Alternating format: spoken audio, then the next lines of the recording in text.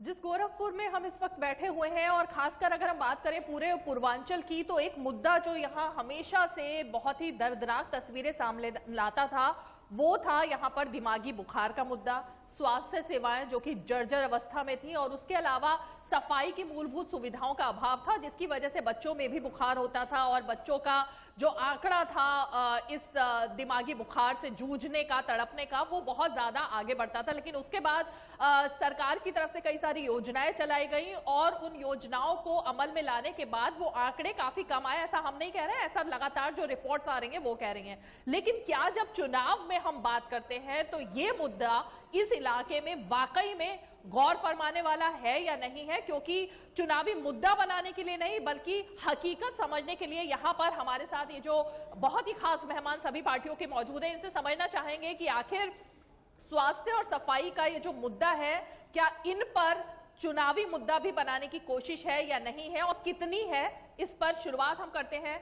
BJP की तरफ से हमारे साथ मौजूद हैं BR त्रिपाठी जी, स्वागत है आपका। त्रिपाठी जी, जिस तरह से तमाम योजनाएं सरकार की तरफ से चलाई गई, एक समय वो था जब मुख्यमंत्री नहीं थे योगी आदित्यनाथ, उनकी आंखों में आंसू आ जाते थे जब वो संसद में इस मुद्दे पर बात करते थे, बच्चों को के अंदर दिमागी बुखार के मुद्दे पर और तमाम स्वास्थ्य सुविधाओं के मुद्दे पर।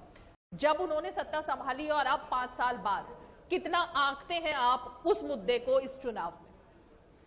देखिए, माननीय मुख्यमंत्री जी गोरखपुर के सांसद हुआ करते थे। माननीय मुख्यमंत्री जी अब गोरखपुर के सांसद हुआ करते थे। उस समय इंसेफ्लाइटिस नाम की बीमारी बहुत चरमोत्कर्ष पे थी और गोरखपुर नहीं, लगभग पूरे पूर्वांचल में। पूर्वांचल की जो इंसेफ्लाइटिस का जो जड़ था वो जल जनित बीमारी थी और उसके कारण ये जो मेरा पूर्वांचल का ये गोरखपुर का सिटी है, वो शहर है, जिला है, ये थोड़ा कटोरा टाइप का है।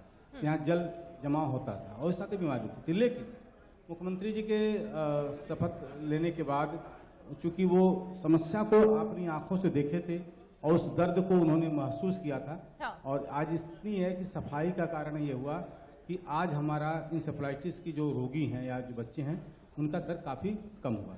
इतना ही नहीं, मेडिकल कॉलेज हो, सदर हॉस्पिटल हो या और भी जो CHC PSC हैं, इन पर स्वच्छता पर काफी ध्यान दिया गया।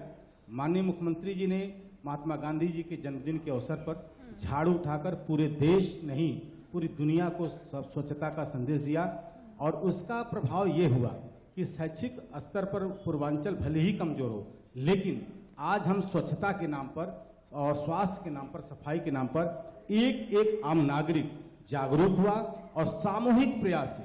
मैं एक बात और कहना चाहूंगा, स्वास्थ्य का विषय हो या स्वच्छता का विषय हो, ये केवल सरकार का विषय नहीं है, किसी स्वास्थ्य कर्मी या किसी एजेंसी का विषय नहीं है, ये सामूहिक जिम्मेदारी है।